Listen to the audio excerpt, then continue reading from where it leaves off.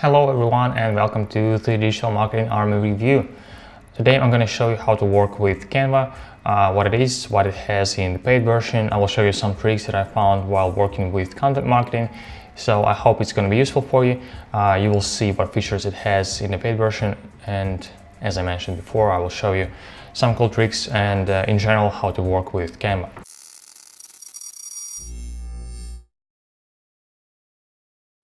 For those who aren't familiar, Canva is an image editor. It cannot replace Photoshop or Illustrator in no way, but it is, in my opinion, the perfect tool for content marketing. If you have content marketers in your office, or you are a content marketer, occasionally you have to work with images, something like create a post for Facebook or Twitter. My go-to tool for these things is Canva. It allows for creating images simply, quickly, and they look great because if you don't have that good of a taste and you're not sure if your design skills are up to notch, you can rely on Canva. They have a lot of templates that you can use. They basically do half the job for you. You just have to type in the text you want, pick the background image, and you're off. So first thing that you do when you work with Canva is you pick the size of the image you want to work with. You can use the custom dimensions. Let me show you them. They are here. For example, you can type in any width and height in pixels, millimeters and inches, or you can choose something from the list that they provided. The list they provide is quite useful because I don't think that a lot of people remember what's the size of the Facebook post, or what the size is for a Twitter post, or what is the size for something like a Facebook header or YouTube channel art. So they have this information for you. You just have to find whatever you're looking for. If it seems like a bit overwhelming, you can just hit Ctrl F and type in something like Facebook, and they will highlight everything about Facebook, so you can go ahead and check what you want to do here. Okay, so let's pick something to work with. I'm gonna go with Facebook post. This is the most popular design type they have on here. And I'll show you how to create Facebook posts with Canva and what else you can do with it. First thing they offer you is to choose a layout. As I mentioned, if you don't have that much experience in design and you're not sure if your images will look good or will look poorly and people will dislike them, you can just choose something from here. For example, like this.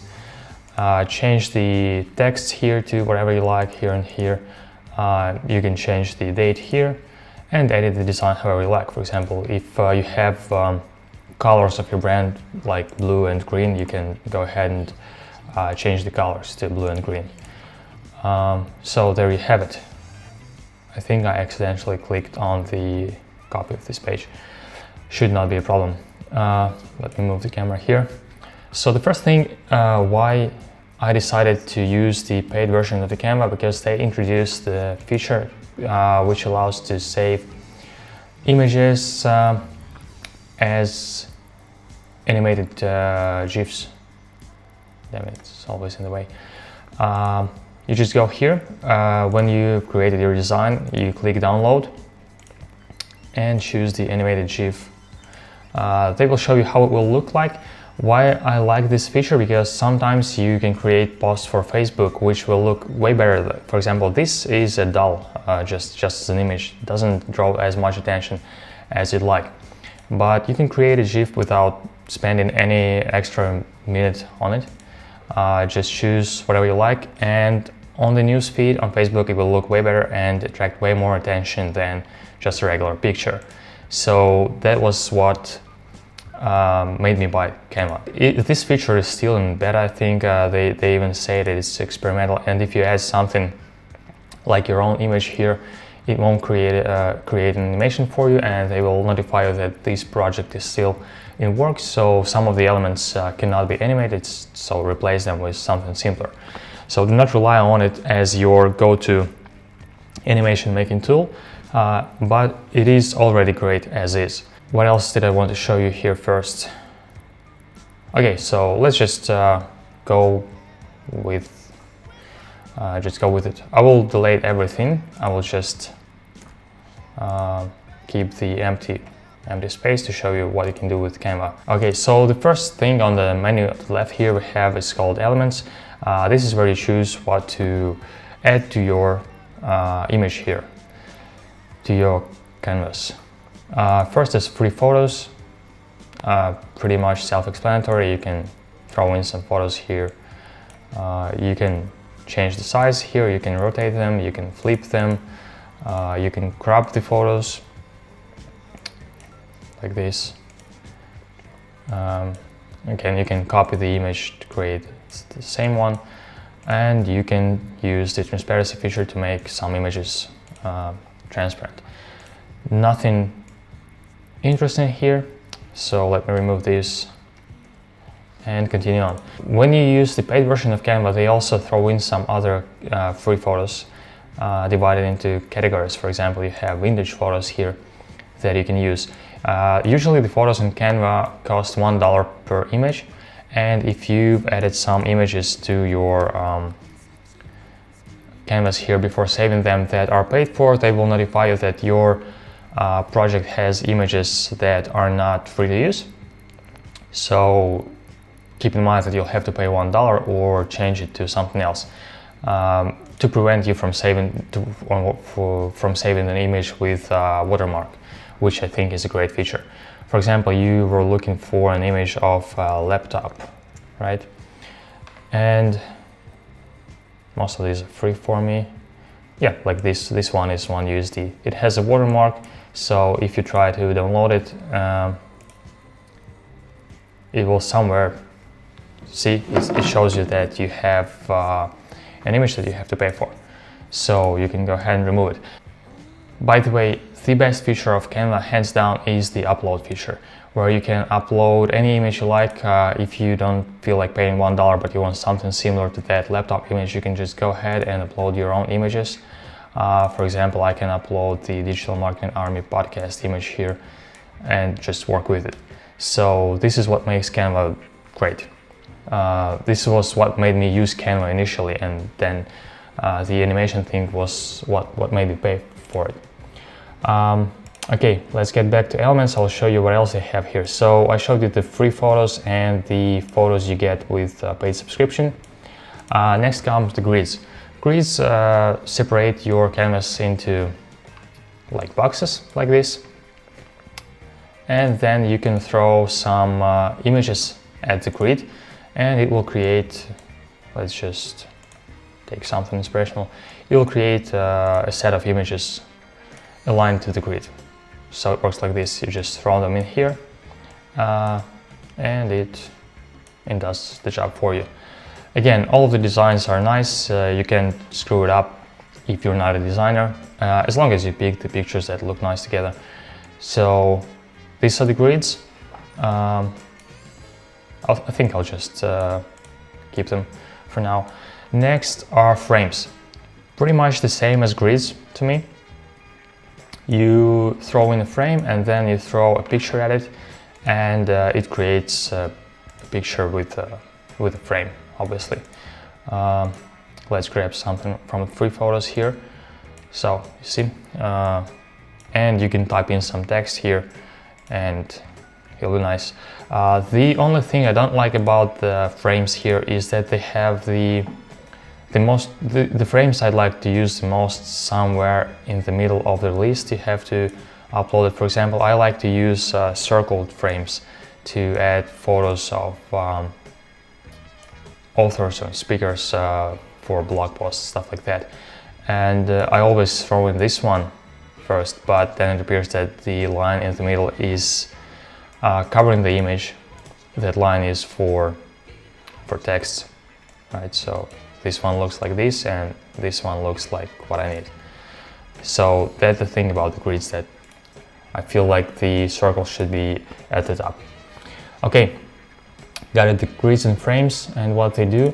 Next is shapes. Again, pretty much self-explanatory. You pick a shape you want to work with, you throw it in here, you choose a color for it, and you can resize it. First tip that I wanted to share with you is about shapes and lines. You see, the lines here is, again, pretty much self-explanatory. You choose a line to add to your project and work with it. But I do not, I usually use just the solid lines. I don't use anything like this for the images I work with. But working with this is not the best experience I've had, simply put. So I prefer working with shapes. If I want to make a thin line, I just choose a shape, a square, and I do like this, and I can make it as thin or thick as I want, right? So here's my thin line. To make this line thin, I'm not sure why they made it this way. You cannot make it thin, right? But you can just resize it. And to make this line the same size like this one, for example, I can drag it, I can make it longer, okay? But then I want to make it thin again. And you see what happens? So now I have them about the same width, but now to make it as long as this line, I have to catch the this thing here and drag it across. Not too comfortable, and just pisses me off because you cannot catch that arrow all the time. So I prefer working with shapes to create lines, and I recommend that you do the same.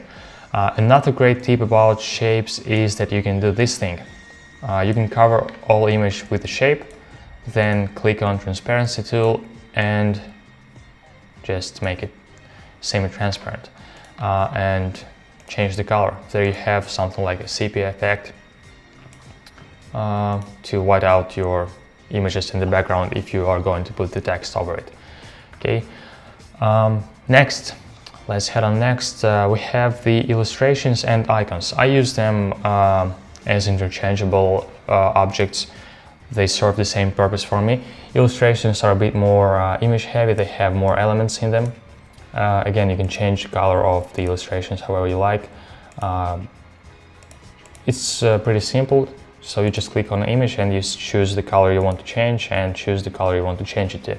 Canva provides a list of like colors they recommend using, and then you can just add any other color in here. You can use color codes or whatever, and you can create your own palettes, right? So you can upload your palette, something like corporate colors or brand colors, and use it with all of your illustrations and images. And back to icons, as I said, they serve the same purpose for me, but the difference is that icons are all single color, and some of them I think cannot be, these are like two colors, and some cannot be changed. I think they are somewhere at the bottom.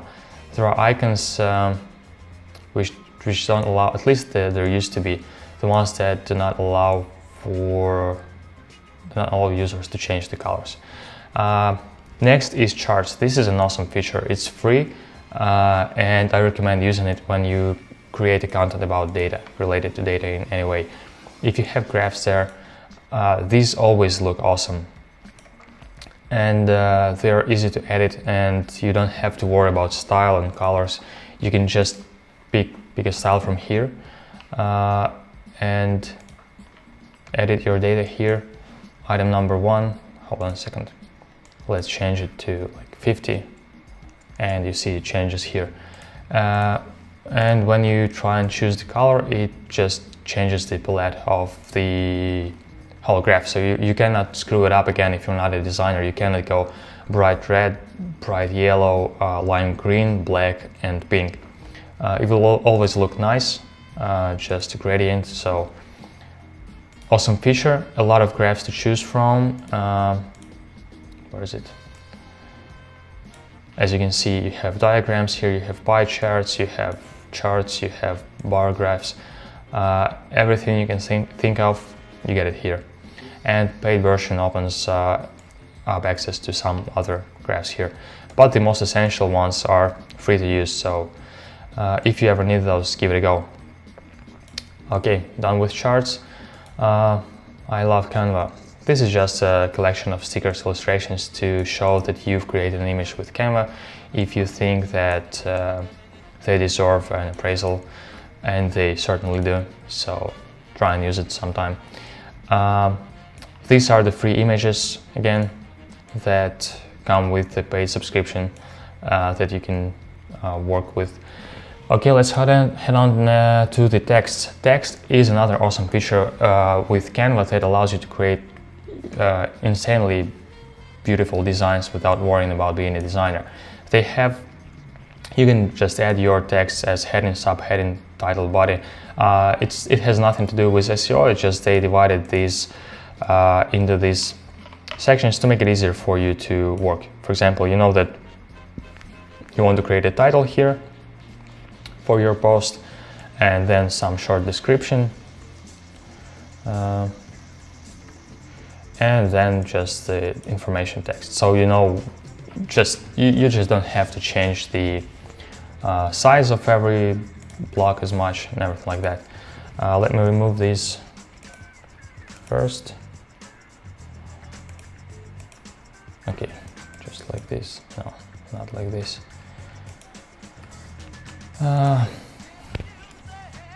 The problem with text is to remove them you have to click on the outline, because otherwise it works with the text itself and it removes the letters and symbols. Okay, now back to templates. As I mentioned, you can create great text without being worried of being a designer. Just throw it in here and it already looks great. Just pick a color you like. Let me just make the background a little less busy. I can do this by making the element I've thrown over it a little less transparent and choosing something like a white color. Yeah.